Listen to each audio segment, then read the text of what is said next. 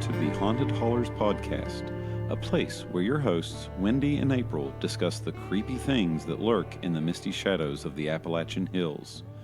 I am, as always, the mysterious voice in the walls. Hey everybody, I'm Wendy. And I'm April. Today's tale takes us to Morehead, Kentucky, a small college town in the foothills of the Daniel Boone National Forest, and home to Morehead State University. Originally opened in 1887 as Morehead Normal School for Educators, it transitioned to a co-ed university in the 1920s. The campus is beautiful and scenic, covering almost 1,500 acres. As with many college campuses, this one is no stranger to stories of strange occurrences and hauntings. The most well-known ghost of Morehead State University resides in Nunn Hall. Nunn Hall has an interesting cutout window balcony design in the hallways outside of the dorm rooms. As the story goes, in the 1970s, a student named Penelope lived on the 9th floor. Penelope had been dating a young man whom her parents did not approve of. When she found herself pregnant, she felt like she had no option but to end her life and that of her unborn child by leaping from one of the windows in the breezeway. Since her suicide, residents of Nunn Hall claim that they have seen her apparition standing at the end of the hallway only to vanish before their eyes.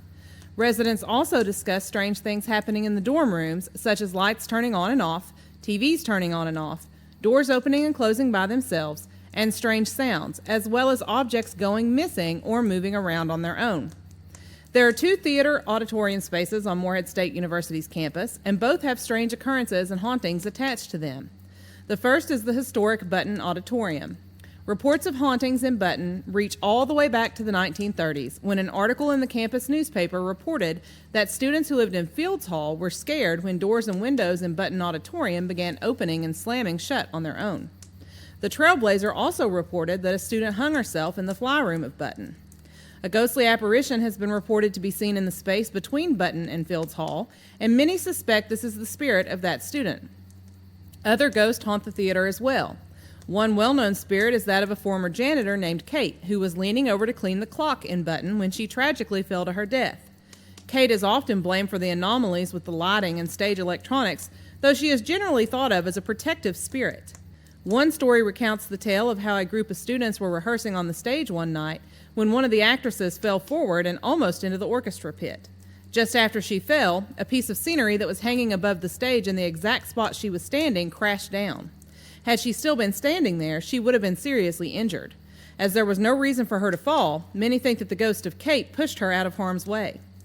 Another well-known Button ghost is that of a little girl who is purported to have died during the construction of the auditorium when she fell into a concrete casement. She is often heard crying backstage for her mommy. Many students report feeling unsettled in the building, as if someone or something is watching them. Others report odd experiences, such as one student actress who left her purse in the dressing room after rehearsals one night. When she returned to retrieve it, lights were on in the dressing room upstairs, and she heard laughing and talking, much like one would hear if a cast was up there getting ready for a show. However, when she got to the top of the stairs, the lights were off and no one was there. Scared by the experience, she grabbed her purse and fled the building, vowing never to return alone at night again. The other theater space is located in Breckenridge Hall. The Lucille Caudill Little Theater was named after Lucille Caudill Little, who was a patron of the arts and a Morehead native. She passed away on the opening night of the very first show performed in the theater in October of 2002, which is an odd coincidence. Students sometimes report lights turning on or off and feeling cold spots in various places within the theater, particularly in the prop storage area.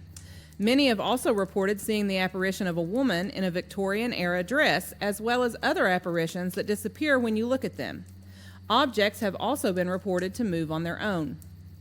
Baird Music Hall, Camden Carroll Library, and Eagle Lake are other notable locations on campus that have ghostly occurrences attached to them. There is a story that says a janitor went missing during the construction of a new wing of Baird, and it is speculated that his body was cemented into the foundation of the building. Strange sounds and footsteps have been reported to have been heard in the building. The stacks in the library seem to provoke a feeling of unease in students who go there for research. A waitress from Jerry's restaurant reportedly committed suicide at Eagle Lake, taking her shoes off and wading out into the water until she drowned. Some students have reported that on certain nights when there is fog on the lake, you can see her wading into the water.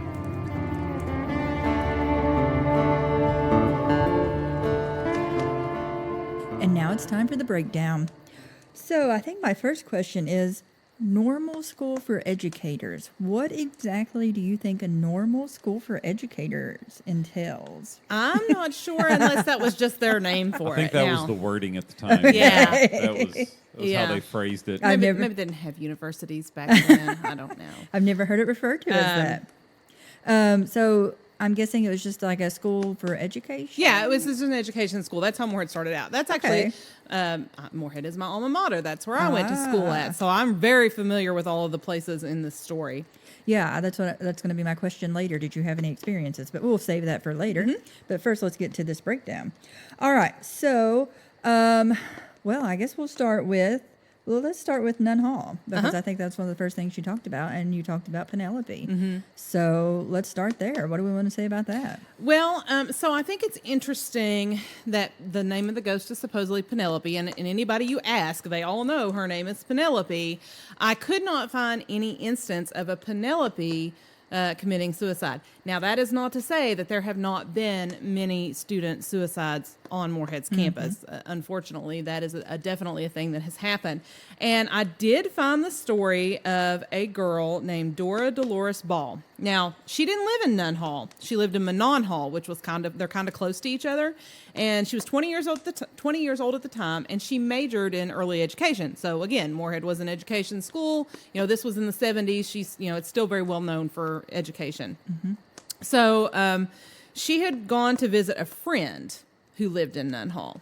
Now, if you've ever been in those breezeways at Nunn Hall, they're super interesting because it's all like open air and they have these big windows, but there's nothing in them. So, but then the door to the student rooms is right there. So apparently on October 14th, 1971, she had gone to visit her friend. She was only there for about 15 minutes. And she fell out of one of those breezeway windows and landed on the roof of Nunn Hall lobby, which sticks out from the building, and there's a ledge there over the lobby. So she landed there. They found her at 10:45 p.m. Now, it doesn't say what time she went to visit her friends, but it just says that was what time that they found her.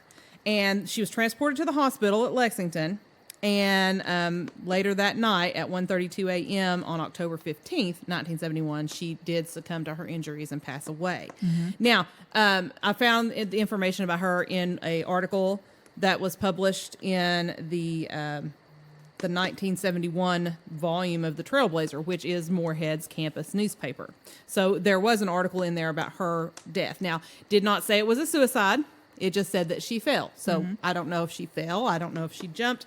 I just know that that is what led to her death. And it was in the 1970s, so it kind of lines up with the story. But again, her name was Dora. Her name was not Penelope. And it's interesting that you said you didn't find any information about Penelope and, her suicide and things like that. Because when you said you were doing Morehead State this week, I remembered that I read a book from Boyd County Public Library. Let me do a shameless plug for Boyd County Public Library because we love it. Yes. And anytime you need to know where I'm at, I'm there in the books about ghosts section. I don't think that's what it's called, but that's what I call it. And I found a book called Gateway Ghosts and Local Legends. It's by Lori and Ron Coffey. And love this book because it talks about local legends here around Kentucky. And it has a section on college campuses, and one is Morehead State. They write about this story, and they say Penelope doesn't actually exist, but Penelope is a summation of 3 ghosts that center around Nunn Hall. And the 3 of them committed suicide. And first I'm thinking, why are there so many deaths like this taking place at a college campus? That's my first question. But then my second question. You have been to college. You know how much stress there is. That is true. College is a stressful place. This is right. All right. So the 3 that that they say Penelope is based upon, we have Caroline in 1960. Caroline didn't fit in with her peers. She was sad. She wasn't fitting in. So she leapt off the roof of Nunn Hall and landed on the awning, died en route to the hospital. Sounds very similar to your person. It does sound very similar to her. Just a different time period. Yeah, different time period, different name. But that sounds very similar. And then we have Ginger in the 1970s. It says she was inebriated. She was under the influence of chemicals. I'm not sure what chemicals. It said she died by gun. Oh. Yes, she was killed herself at a party. Actually, is what it said. Wow. And then our third girl, they don't know her name. The name was unknown. It's been lost throughout the years, and she drowned herself in Eagle Lake. But her connection was she lived in Nunn Hall. Oh, okay. And that was her connection to Nunn Hall.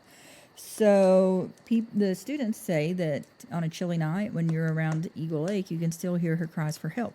Interesting. Yes. I wonder if that relates because, we talked about in the story the girl who worked at Jerry's restaurant, which used to be just on the corner. It doesn't exist anymore. I think there's a Dairy Queen there now. But it used to be Jerry's restaurant, Jerry's Family Restaurant. And actually, one of my roommates in college worked there. And it was a very demanding, hard job. Waitressing tables always is.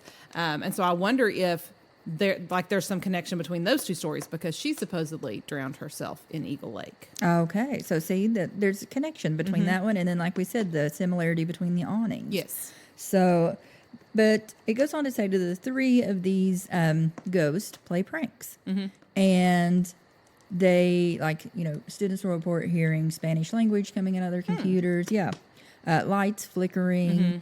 One thing that's interesting is they this Penelope tends to have a dislike for the name Nathan. Really? And I'm not sure what that's about.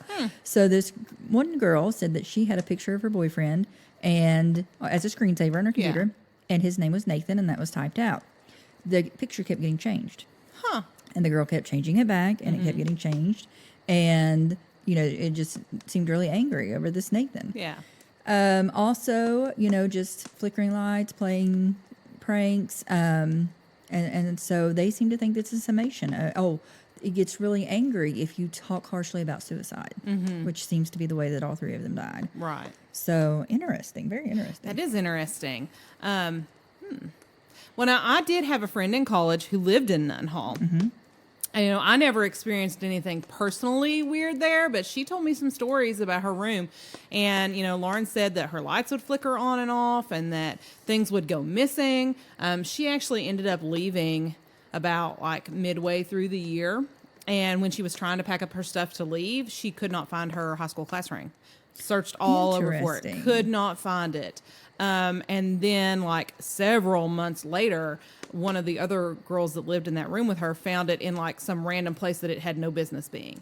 So could you attribute that to Penelope? I don't know, but it was a strange occurrence. But I will say, if in fact these types of deaths have taken place there, I can see some bad energy being associated. Oh, for sure. Absolutely. Well, and unfortunately, there have been several suicides. As recently, I think as April 2022, there was a student that fell, quotation marks, from the 9th floor of Cartmill and lost their life. So these things happen. And I know, a lot of times these things get reported and they don't necessarily come out and say, oh, well, it was a suicide. But people talk and people know. And it is a very, can be a very stressful, college life is stressful. We know that. Oh, yeah. Well, I know all about that. Yeah. And then we have Button Auditorium. Yes. Tell us about that. What do we want to say about that? So Button is really pretty. If you've ever been inside of it, it's really ornate. It's got all these beautiful little designs and pictures. It's a beautiful place. It's loud. It's big and open, so things echo. I wonder if maybe some of that stuff might have contributed to some of the stories for there. I think one thing that I think is interesting is that apparently it is not a good idea to be a janitor at Morehead State University, because there have been several janitor-related stories here, and we have the story of Kate, the janitor, who was leaning over to clean a clock. Now, I'm trying to picture Button. It has been many, many years since I have stepped foot in Button Auditorium, and I don't know what clock they would be talking about, but supposedly... Maybe from the balcony? Maybe. It's possibly. I'm not sure. Leaning over... But I just can't picture in my mind a clock. Of course, it may, that was a long time ago. It may not still be there. Yeah. But I think that's interesting. And I think the idea of her being a protective presence is interesting too. And in the book, that I mentioned, Gateway Ghosts and Local Legends, it talks about apparently the theater group would do kind of I don't want to call it a hazing ritual because, hazing sounds bad. Yeah. But this was kind of like an induction kind of thing. Yeah. When you were new to the group, you had to do an impromptu play. Uh-huh. And then they would try to scare new cast members by staging a hanging. Oh, okay. Well, apparently one of the stories go that they staged one of these hangings, but they didn't get the ropes right. And the person was hanging and choking right in front of them. Oh, gosh. And by the time they could get them cut down and they realized what was going on, the person passed away. Yeah. And that supposedly happened in this auditorium. Well, and there is a story of, not the story that I read in the Trailblazer article, but no like actual article I could read about the story that happened. But, supposedly there is a story of, a student hanging herself from the fly area in the auditorium. And it's said that you can hear, at certain times, you can hear choking sounds coming from the area. So that's interesting. It is. But yes, I don't want to give away too much about this book because I think our readers should definitely, or our listeners, our listeners should definitely check it out and read for themselves. Yes. It's got so much interesting information. So where do we want to go next with this? So I lived in family housing right next to Eagle Lake Apartments, which I think they're all just student housing now. But I actually lived right by Eagle Lake for a time when I was at Morehead, and I never experienced anything odd there. But it is really beautiful out there at night. Oh, And I yeah. can totally see people going out there to walk around. I can totally see there being accidents, But it is a pretty place to be out there. Yeah, I agree with you. I could see the accidents happening, especially at night when you can't see, and if you're not sure of the area. I do know that in 2013, there was a 65-year-old hiker who died at Eagle Lake from heat exhaustion. Oh, So that is a confirmed death. But that, again, it was not a drowning. He was an elderly gentleman who was out, when it was too hot and I guess wasn't hydrated well enough and ended up passing away. and I said I wasn't going to say anything else from the book, but it did mention the swimming pool. I didn't know if you had seen anything about the swimming pool. I did not. Okay. So apparently there's some stories about the swimming pool, and I guess there was a fraternity, and one of their things to do for the fraternity was you were to sneak into the swimming pool, and you were to dive, go swimming. Yeah. It was one of their things to do. Well, I guess one guy wanted to be in this fraternity so bad, so he did. He snuck in after hours to go swimming. It says he dove in, and when he dove in, I don't think there was any water. Oh. And he died when he hit the bottom. Now, I don't know. I'm a Would swimmer. you not see that it's an empty spot? I'm a swimmer. I love to swim. If I'm not in the library in the haunted book section, I'm in a pool somewhere.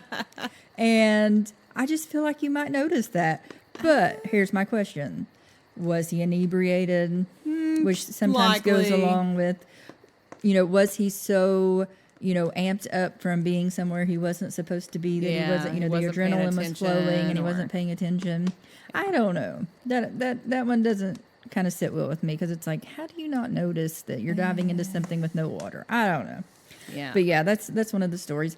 And then there's another story about a local group of school children going there and a couple of them drowning in the pool. And I've not found any information about that. Yeah. But that might just be a local legend It or could be. local lore, but still gives a bad vibe to the area. Well, and I know there are several cemeteries on campus. I can think of, there's one, I think, back over behind Combs. And then there's one over on the other side, kind of more like where the athletic complex is. And they have some pretty old graves in there. I know when we did the writing project a few years ago, we kind of went out there and looked at some of those things and wrote stories, remember? And those, there's always haunting stories around cemeteries, none specifically that I heard of from here, but if you have those older cemeteries around, I think that breeds a lot of ideation, Yes, there's agreed. graves here and, Agreed. And then, like I said, you have this place with the bad vibes, or you're out by a lake and it's nighttime. You're probably going to start thinking things and feeling things, maybe seeing things that aren't there. Yeah. Especially if you have this local lore and these stories that are circulating. Right. I can agree with that.